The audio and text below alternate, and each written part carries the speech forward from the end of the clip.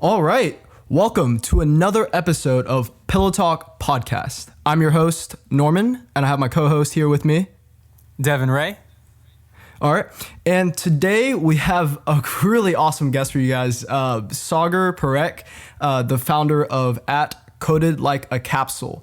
I'll go ahead and let him introduce himself here, but he is a P4 student at Rutgers University College of Pharmacy. But yeah, Sagar, you want to introduce yourself a little bit? Yeah, sure. Thank you guys first off for having me. Really appreciate it, and thank you for that great introduction. My name's Sagar Parekh, currently a fourth-year pharmacy student at Rutgers. Did a 6-year program over there, so just finishing up my final year. But Coded Like a Capsule has been something I've been working on for about 4 years now, started my P1 year. And if you guys haven't checked it out, it's a lot of it. It's an Instagram page, a TikTok page, but it initially all started off on YouTube where I started vlogging, and that was probably my first step into the whole media space. To give you guys a little bit more of a background, it kind of went into the whole comedy space as of recently, but initially it was just more about a day in the life, what I did as a pharmacy student and stuff centered around that topic. And initially what I did a lot was I used to watch a lot of YouTube videos. So you guys probably know Casey Neistat, those med school vloggers. I know there's America Revere, who's like a big med school vlogger, and there's just a bunch of people that I looked up to. And when I was watching a lot of these YouTube videos, I saw a lot of people on doing their med school stuff, and I was like, okay, there's nobody here for pharmacy school. I think the earliest pharmacy school video was like 4 years from that date. So I was like, all right, there's definitely got to be someone who's got to represent pharmacy. And at this moment, I was learning how to edit videos and stuff, but I didn't have a camera.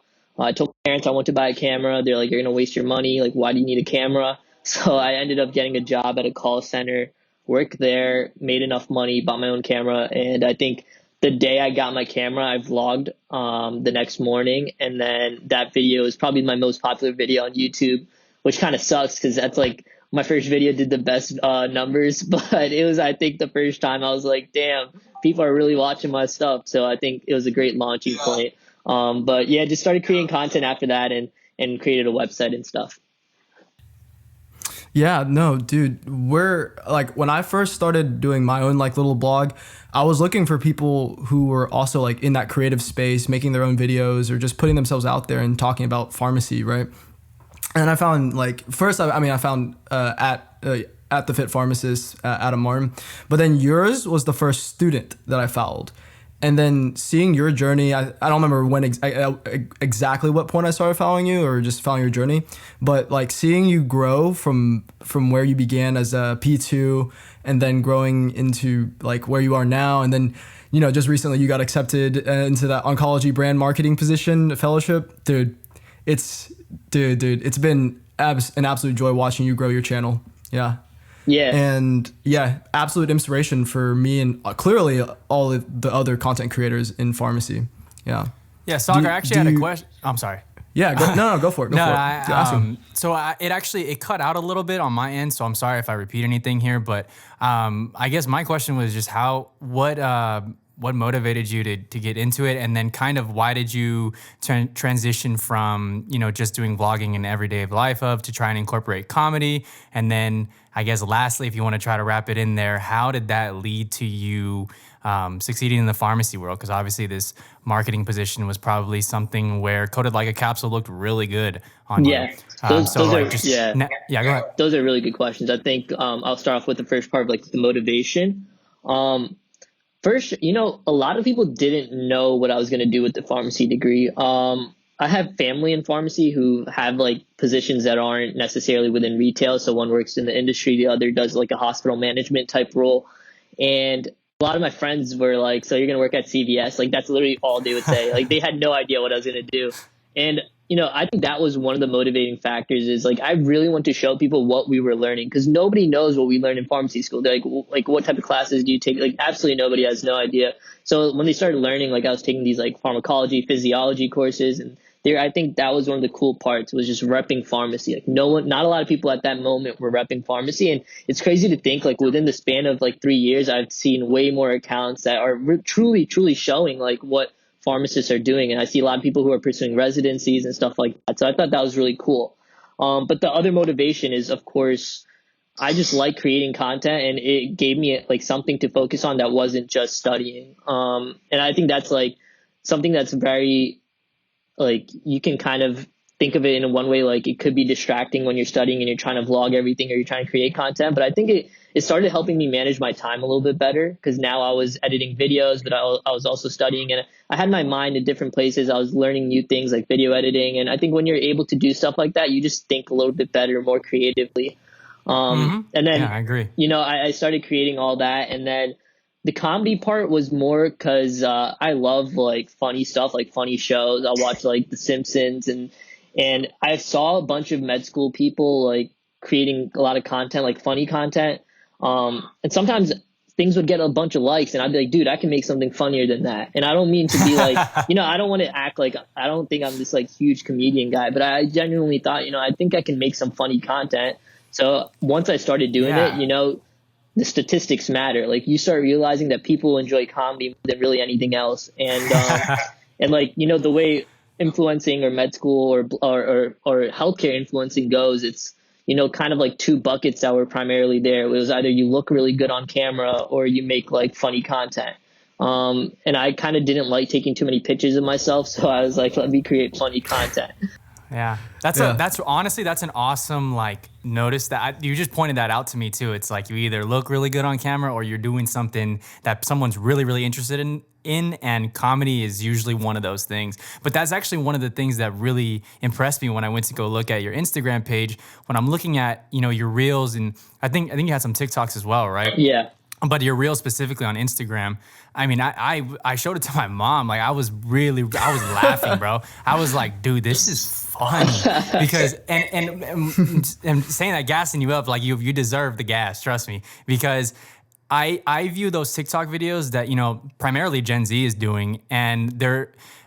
It's hard. It's harder than it looks to do a trend with the song that's trending, and then using text on the screen and things like that, and following a trend exactly the way the kids are following it, but bringing pharmacy into it, and then it's still funny. Like that's hard, dude. Like so, props to you on that, because when I was looking at your stuff, I'm like, this dude, If I didn't look at his followers and I'm looking at the content, like I'm guessing at least 50K followers, right? Because of the quality of what you're doing. And I'm that's just something I wanted to point out and just say, like, I was really impressed with just the content in general.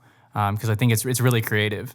Yeah, I appreciate that. And like one of the things you always have to consider though, like every time I post something, is like the borderline between being a professional and then making something funny. Is like, that was like the next question you asked, right? About like the professional life of things. I always bring up Coded Like a Capsule in every single interview I do, right? But you don't want to say like I just make comedy sketches. And I think a big part of me was like, I'm also getting older, man. Like I'm not going to be making TikToks like constantly like at the same amount like I make right now. But I wanted to kind of create a lasting impact that was a little bit more professional, and that's why I created codelikeacapsule.com, which was like a networking site. And now this year it's going to be like something more than that I'm really working on, kind of making like a holistic resource for really any pharmacy student that starts pharmacy school. But like, yeah, man, I remember like in my first internship interview, this is when I was like a P1 and I spoke about Coded Like a Capsule and they were super intrigued. And I ended up getting the offer, got the internship. And when I spoke to my manager about it, he was like, yeah, I think that was the one unique feature. Like you obviously, like my GPA was not competitive against all these other pharmacy school kids, but like something about you such just as a content out. creator's life. Yeah, they're just like, you just feel like we just felt like we can trust you to learn and you can easily talk to people. And that's really what we needed. So that trumped like a lot of people who had a really high GPA. So that was like that first moment. I was like, okay, like I don't need to just separate this from my entire professional life. This can be a huge part of my professional life. So when I interviewed for fellowships, Coded Like a Capsule was the first thing on my CV. Dang. So with that, I think that you're really making it a point that you can use your personal brand, your blogging site, whatever it is, or your website as a tool to impress whoever it is that's interviewing you, right? What advice would you give? Like what kind of transferable skills would you say that you've gotten from creating content, what you've learned that you've been able to kind of showcase like in interviews? Yeah. So, you really have to think about that, especially when you go into interviews, like, okay, how am I going to say this is helpful? Right. And a lot of times, it's like in the back of my head, like, cause sometimes I would interview with like fellow people and they'd be like, hey, I saw your TikToks, and they would just laugh. Like you don't they're like, judging you and thinking like this kid's not professional, this kid doesn't like whatever. So I think a lot of what I spoke about was what social media does is you start learning how to market yourself, and that's probably one of the toughest things that you can do.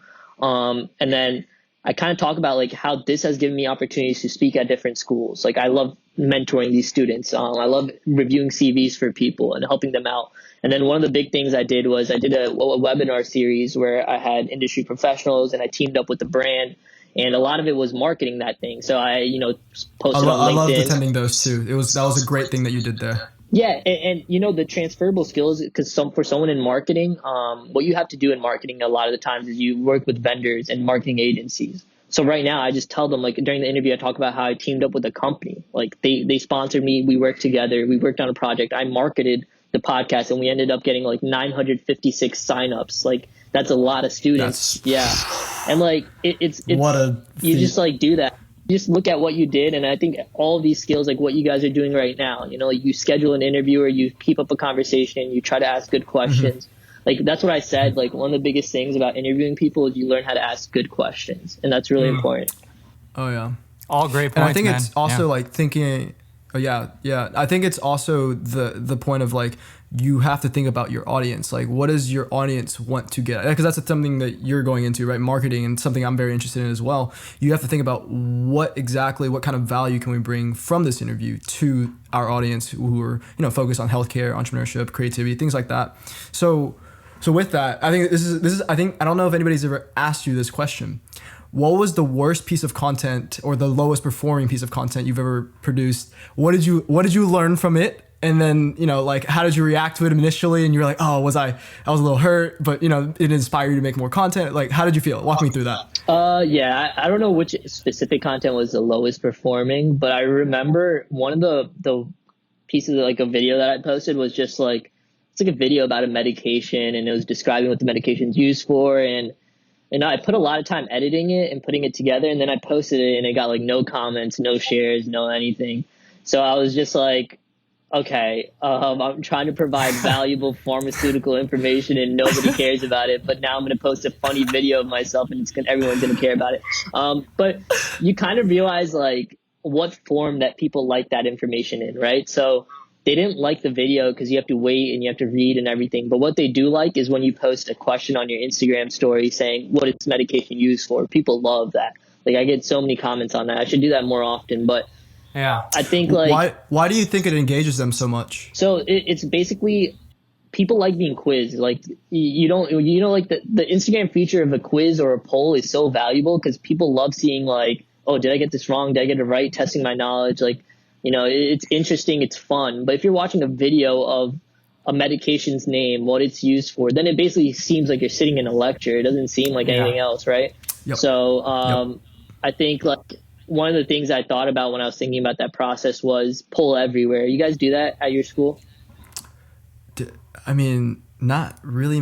They use like 3 different things it's to do it. It's like a quizzing system. So a teacher will be presenting a lecture, and then they'll put up a question, and you have to go on your laptop and answer it. And then you can kind of see the percentages of where people are answering. So it's kind of fun in a sense. And like sometimes there'd be competition. So I was like, okay, that's basically the same thing as an Instagram story thing. So I would post sometimes I would post a poll everywhere questions on my Instagram story, and people would love it. So like that, I found out through that I was like, I kind of keep my video content to be a little bit more, I'd say, comedy, but then at the same time, like today I posted something about just like something I was reading, and like that of course will get less views, less shares, but it's just something I like to do, so I still post it. I mean, you're providing value, so I mean you're building your audience one way and also providing value a different way, and you're trying to find that medium. And especially I noticed you mentioned something with trying to not seem unprofessional, trying to ride that line of what jokes can I make as a healthcare provider. I totally feel you on that. Just with content in the past, and things. What was it that you? What was that, Devin? What was it that you rode the line? It was a commercial for 40 Acres Pharmacy, which is FAP. So we just said just FAP for it as wordplay, and there was some people here and there that kind of didn't didn't really vibe with it for good reason. I can see their side, but it's definitely something never wanted to be the pharmacist or the healthcare provider that fit everybody's box of what they thought of as a healthcare person.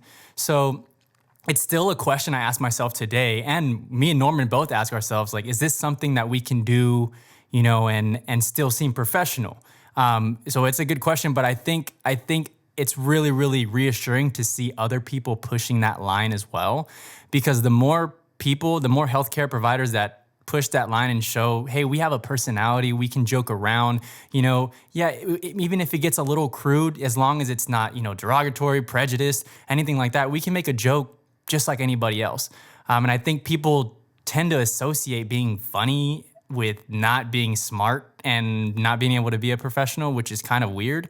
And that's not all the time, but I think we have personalities outside of pharmacy school. Yeah. So it's really cool to hear, someone else say, I'm also trying to be funny, but also remain professional, because I think the more people that do that, the better, I guess we'll just be looked at, as an even more trusted profession, which we already are one of the top trusted healthcare profession out there, if I'm not mistaken. But yeah, it's really cool, man. Yeah, you really just have to balance it out. And like, if you have to think like twice or three times about it, just don't post it. Like, that's all you have to really think about. I think it's a risk, and it's also like a huge reward though. Like if you can pull it off, it's so rewarding. And yeah, it depends. Like some people still might find it unprofessional, but I think the right people will know the value of it, and they'll know like what you've done with it, how you've built it, and they'll really like your skill set for that. Yeah, it's awesome, man. And just going off of that, I think, you're allowed to grow, right? As professionals, we're supposed to be allowed to grow. Like if you make a mistake, you learn something new about yourself, right? Like, oh, maybe I shouldn't post something. Maybe that is the boundary of where I'm supposed to go. And so you learn like slowly, like, oh, this is where people are uncomfortable. Maybe you just pull back a little bit, introduce them more to the topic.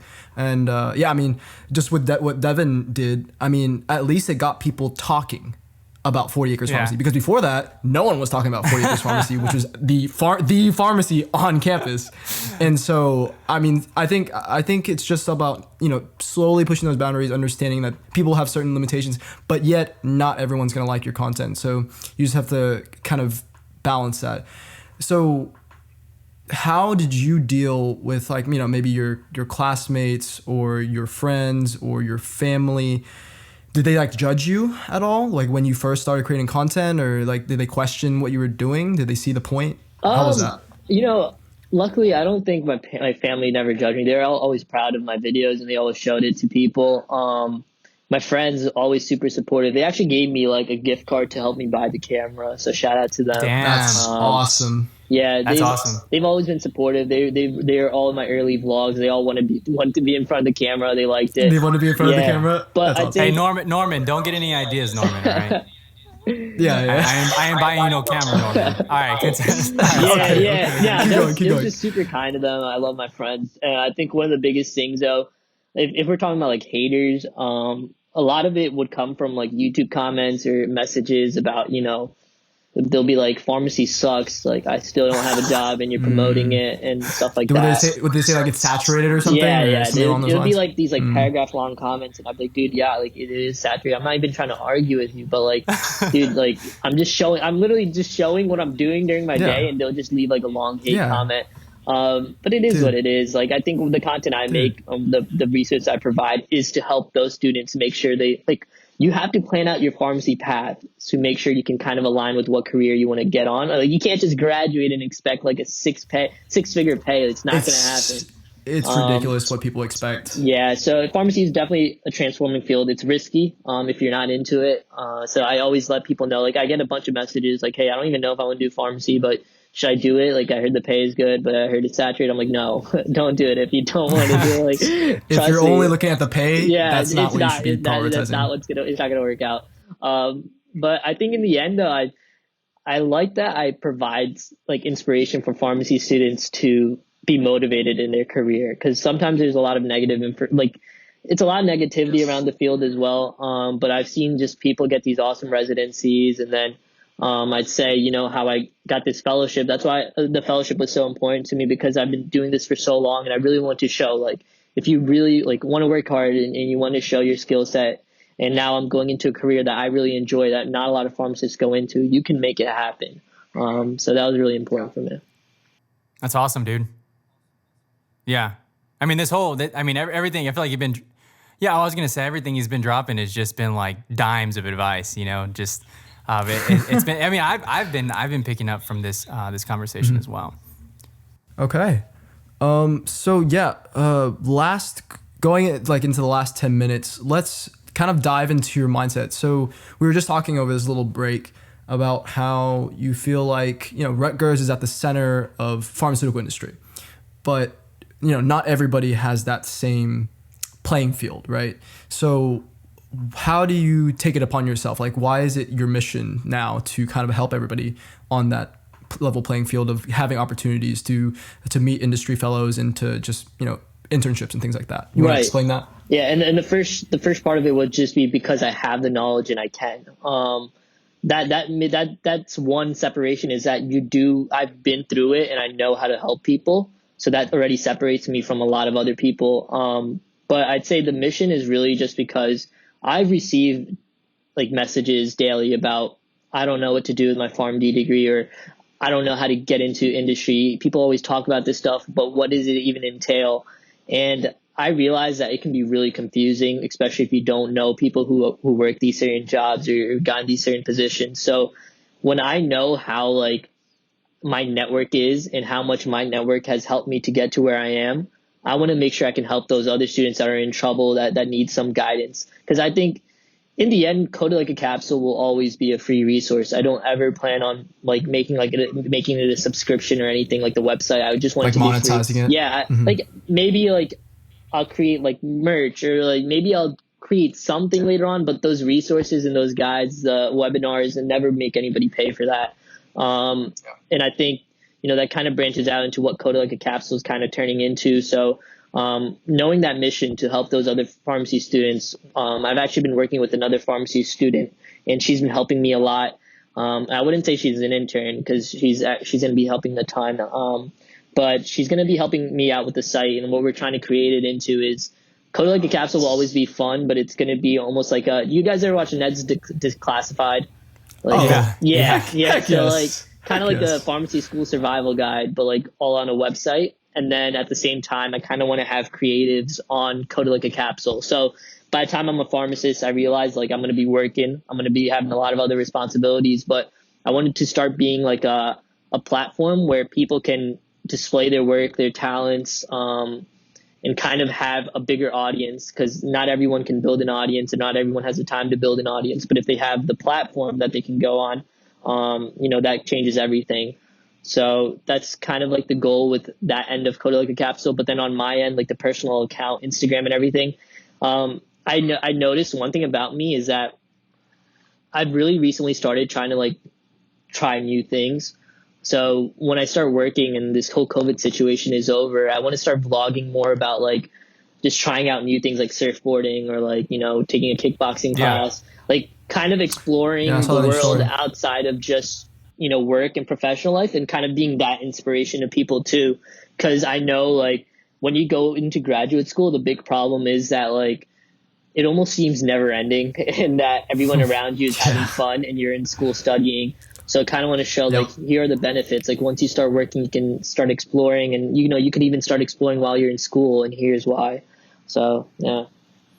Yeah, that's awesome. I mean, and I think a lot of people need to see that. I could benefit from that because, me personally, I'm trying to, me and Norman got our thing going on. We're also in our individual careers, but at the same time, I want to do my own content and show my own life. And I know we're soon we'll be filming a short film, trying to get into that world. But it's crazy to see, two different sides of the country, not completely different sides, but we're over 1,000 miles away, trying to do similar things and trying to push healthcare in a way that I don't think 10 years ago was even feasible. So and also helping other students find their own path and their passions. Exactly. So that's really cool, Sagar. So that was actually one of my last questions I was going to ask. I guess the last thing I have to ask is how do you see these skills translating? Because I don't know if you plan on staying, in the marketing field, or if you have an open mind. Because I know pharmacists, sometimes we jump around a lot, which is perfectly fine and well known in the pharmacy world. But how do you see Coded Like a Capsule and there's the skills you're learning incorporating themselves into your future career as well? Yeah. So with marketing, the thing is, it's going to be way bigger budget, way bigger field, a lot more learning to do, especially within the pharmaceutical world. Like that's going to be a whole different level. It's not going to be anything simple. And the great thing about a fellowship is I'm going to be around people who know a lot. Like these people have been in marketing for years. So kind of learning from them and learning how they're handling these like business propositions, how they're handling like how they're marketing within certain conditions or with what budgets, how they work with agencies.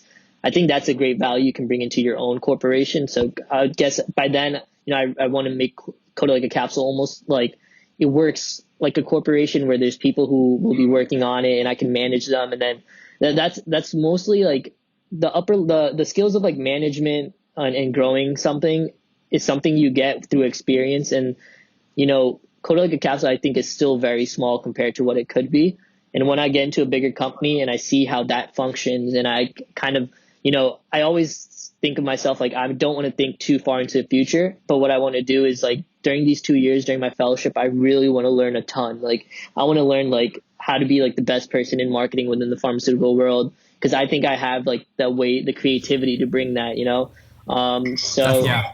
It's weird because marketing is changing a lot. Even in pharmacy, you start seeing more drug ads on Instagram, on like digital platforms. Way too many, actually. Yeah. And like you start realizing that like you can almost, it doesn't always have to be about selling the drug, but like kind of like taking your company and kind of like delivering it in a way where you can help these other organizations out. Because I know some pharma companies, one of the biggest things was like when I was younger, they used to sponsor a lot of school events that I had at school. And like I lived like when I grew up, like for the first 17 years of my life, it was like a lower middle class like environment. Like it wasn't that many like money to go around in that town. So, you kind of see like there's always like that rep of like pharma, but I kind of saw like another side of like those people coming out volunteering, providing like gifts and stuff like that. So that was really cool to see. And I think with those positions within those companies, like you can just volunteer to do stuff like that. So kind of like leading on that end as well would be really cool for me. But I'm excited, man. Like I love marketing. I love learning about it. So like taking it to the next level and kind of learning on like, to be way bigger scales, way bigger budgets, way bigger responsibility. Yeah.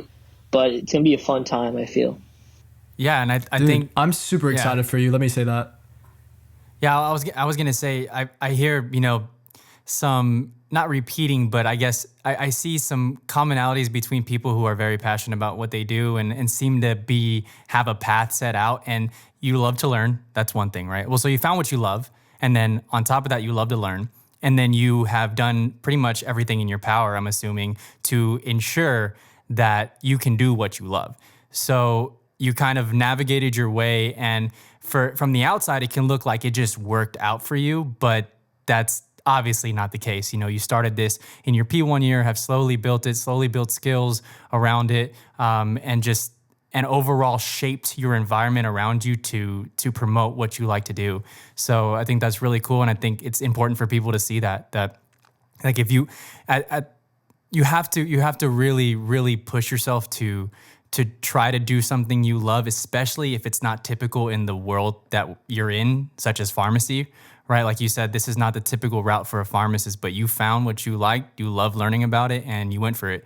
So it's something I see kind of a repeating pattern between people who seem to have it figured out. So it's really cool, I think, for you to come on here and give us your knowledge, give us your advice, and other people advice as well, because I think it's really helpful. So before, dude, no, like I said, Coded or Sagar, dude.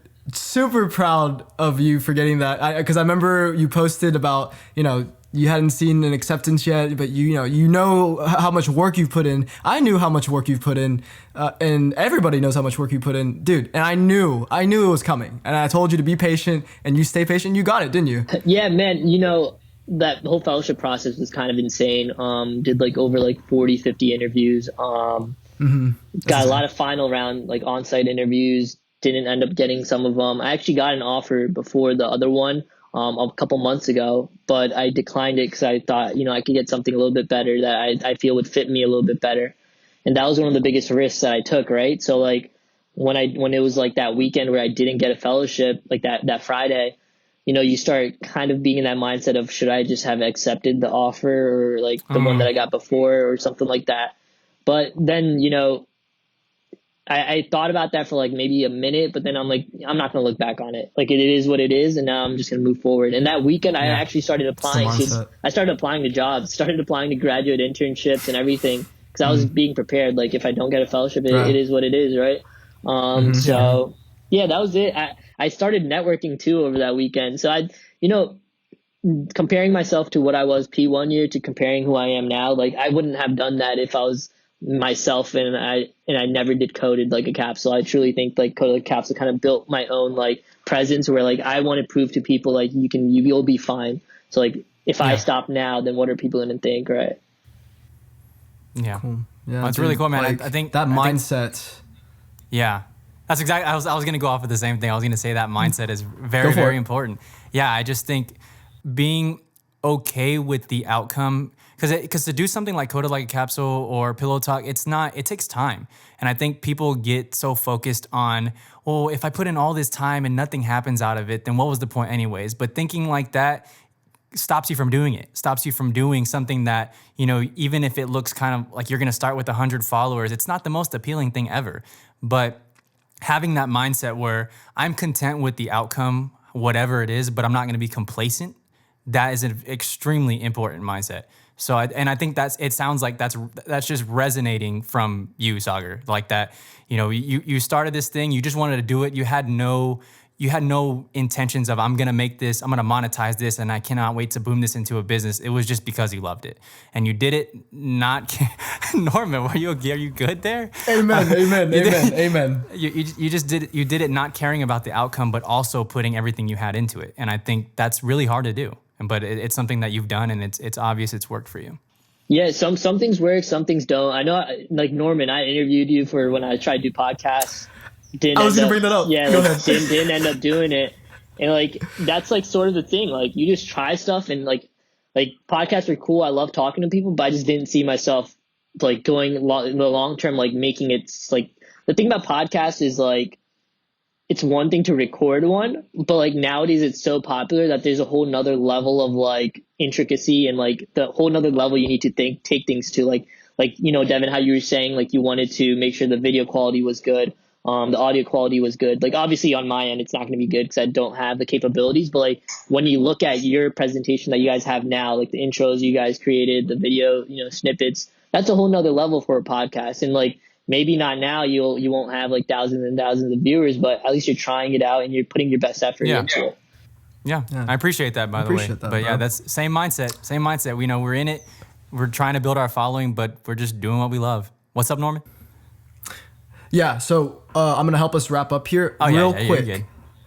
3, Sagar, if you can give us, not us, our audience, give them 3 tips for if they're entrepreneurial, creative, if they're also in healthcare, what 3 most important tips would you give them if they're looking to, start their vlog or, start their blog and make their personal brand? What 3 major tips would you give them? Sure. The first tip is just start creating anything, like literally anything you can think of, just create it and just post it. Like you're going to have to start creating somewhere, and people aren't going to watch any of your shit, but you got to start. And once you get better, then people will start viewing it. So getting to start is like, that's the most basic thing I tell anyone.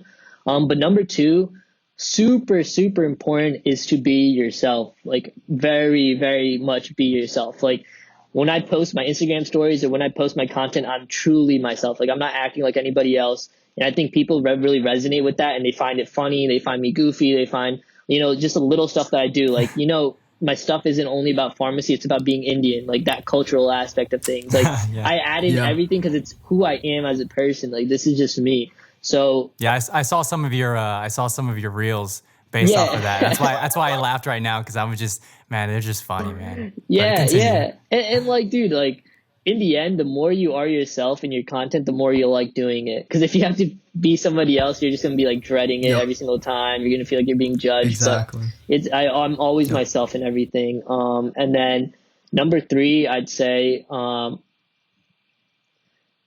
don't get hurt so easily. Like people are gonna say things. Like you gotta create a hard shell, man. Like no matter who tells you anything, there's gonna be people who tell you stuff that I don't like. It's not funny or like judge you on something. Like they'll literally come at your physical appearance. Like I've had people come at like it's like just like random things that you don't expect people to care about, but they will, and they'll come at you for it. But it's life. Like you can't get offended. There was one where they went after your arms on TikTok or something, right? Yeah. Like I mean, that's Like, more what? of like that's just like I kind of found it funny, and that's just who I am now. Yeah. Like I don't get offended by it. But I remember Hey, you tell him you bought weights and you're gonna see him in the gym. yeah. tell Like, him. dude, I mean, it's whatever. Like it just happens all the time, and Yeah, it's part of life. I feel that. I feel that, Sagar, because I remember. This is a real quick tangent, but I commented on one of, I forgot what Longhorn post it was, and I made a comment about the song. It was just a joke, and the first comment after that was something about my nose, and I was like, I was like, what? It was so unexpected, and that's why I don't comment on Facebook. I read all the comments, but that was my I do last not comment lesson. on Facebook anymore. Because I think you have a tougher shell than I do. Because honestly, I'm not gonna lie, it hit a little bit, and I went to my girlfriend. I was like, babe, do I need a nose job? You can be honest with me. And she, okay. of course, she was like, no, you're perfect the way you are. I was like, okay, thank you, babe. That's beautiful.